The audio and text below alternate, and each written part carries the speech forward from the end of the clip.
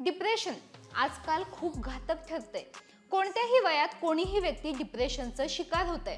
मग आता डिप्रेशनची कारणं कोणती आणि यातून नेमकं बाहेर कसं पडायचं हेच आपण आज या व्हिडिओमधून जाणून घेणार आहोत। डिप्रेशनचं सर्वात मेन आणि महत्त्वाचं कारण नंबर 1 म्हणजे फॅमिली हिस्ट्री। हो, जर तुमच्या कुटुंबामध्ये कोणाला आधी डिप्रेशन असेल किंवा मूड डिसऑर्डर असेल तर तुम्ही सुद्धा डिप्रेशनचं बळी होऊ शकता। हो, एका संशोधनात असं सांगण्यात आलंय की जर तुमच्या फॅमिलीमध्ये कोणाला डिप्रेशन असेल, नैराश्य असेल तर तुमच्यामध्येही ते येण्याचे 40% शक्यता आहे। Number 2 hormonal imbalance. हो, डोपामाइन आणि सेरोटोनिन सारख्या हार्मोन्स मधलं असंतुलन हे नैराश्याचं एक महत्त्वाचं कारण आहे। म्हणजे जेव्हा मेंदूमध्ये या हार्मोन्सचा पुरवठा हा अपुरा पडतो तेव्हा नैराश्य किंवा डिप्रेशन होऊ शकतं।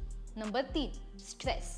हो, जर तुम्हाला सतत स्ट्रेस असेल, तणाव असेल, जर तुम्ही सतत टेन्शनमध्ये असाल तर त्याचा परिणाम म्हणजे तुम्ही डिप्रेशनमध्ये जाऊ शकता किंवा तुम्हाला नैराश्य येऊ शकतं। नंबर 4 स्त्रियांच्या आयुष्यात होणारे मोठे बदल। हो, स्त्रियांमध्ये डिप्रेशन होण्याचं सर्वात महत्त्वाचं कारण म्हणजे त्यांच्या आयुष्यात होणारे मोठे बदल। तर आता हे कोणते बदल? तर प्रेग्नन्सी। हो, प्रेग्नन्सी म्हणजे स्त्रियांच्या आयुष्यामधला एक मोठा बदल असतो। पौगंड अवस्था म्हणजे जेव्हा स्त्रिया ह्या तरुण वयामध्ये येत असतात आणि रजोनिवृत्ती म्हणजेच मेनोपॉजच्या दरम्यान स्त्रियांच्या आयुष्यात बरेच बदल होत असतात मानसिक आणि शारीरिक दृष्ट्या, त्यामुळे डिप्रेशन होऊ शकतं। Number 5 job issues. हो, आपल्या सर्वांना माहिती आहे की जॉबमध्ये कोणत्याही प्रकारचे इश्यूज झाले तर त्याचा आपल्या मेंटल हेल्थवरती इनडायरेक्टली परिणाम होऊ शकतो। म्हणून बरेच दिवस जर तुम्ही बेरोजगार असाल किंवा जॉबमध्ये काही इश्यूज सुरू असतील तर त्याचं रूपांतर हे नैराश्यामध्ये म्हणजेच डिप्रेशनमध्ये होऊ शकतं। नंबर 6 खूप काळापासून आजारी असणं। हो, जर तुम्ही दीर्घकाळापासून आजारी असाल, जर सतत तुम्ही बेडवर असाल, सतत औषधोपचार चालत असतील तर त्याचा वाईट परिणाम तुमच्या मानसिक आरोग्यावर होऊ शकतो, कारण तुम्ही सतत नेगेटिव्ह थिंकिंग करता आणि तुम्हाला सतत एकटं वाटू लागतं।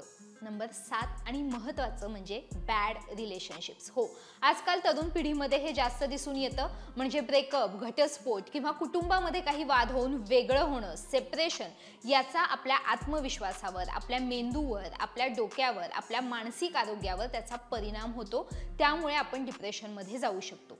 Number 8 retirement. हो, रिटायरमेंट हे ऐकायला जरी आनंददायी वाटत असलं, सुखदायक वाटत असलं तरी सुद्धा रिटायरमेंट नंतर आपल्याकडे करायला काहीच नसतं। आपण सतत एकटे असतो आणि त्यामुळे आपल्या डोक्यामध्ये सतत नेगेटिव्ह थिंकिंग किंवा काही ना काहीतरी थिंकिंग सुरू असते, ज्याचा परिणाम आपल्या मेंदूवर होऊ शकतो, आपल्याला एकटं वाटू शकतं किंवा नैराश्य येऊ शकतं। So that's all. या व्हिडिओमध्ये मी ही जी 8 कारणं सांगितली त्यामुळे एखादा व्यक्ती डिप्रेशनमध्ये नक्की जाऊ शकतो। आता यातून बाहेर कसं पडायचं? तर थेरपी। हो, जर तुम्हाला डिप्रेशनची लक्षणं दिसत असतील, तुम्हाला एकटं वाटत असेल, तुम्ही सतत उदास असाल तर थेरपी घ्यायला सुरुवात करा। तुम्हाला हा व्हिडिओ कसा वाटला आम्हाला कमेंट्समध्ये नक्की कळवा।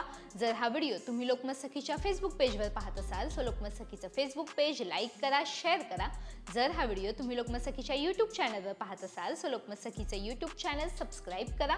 सर्वात महत्त्वाचं म्हणजे तो बेल आयकॉन प्रेस करा, म्हणजे आमच्या व्हिडिओचे सर्वात पहिले नोटिफिकेशन्स तुमच्यापर्यंत येतील।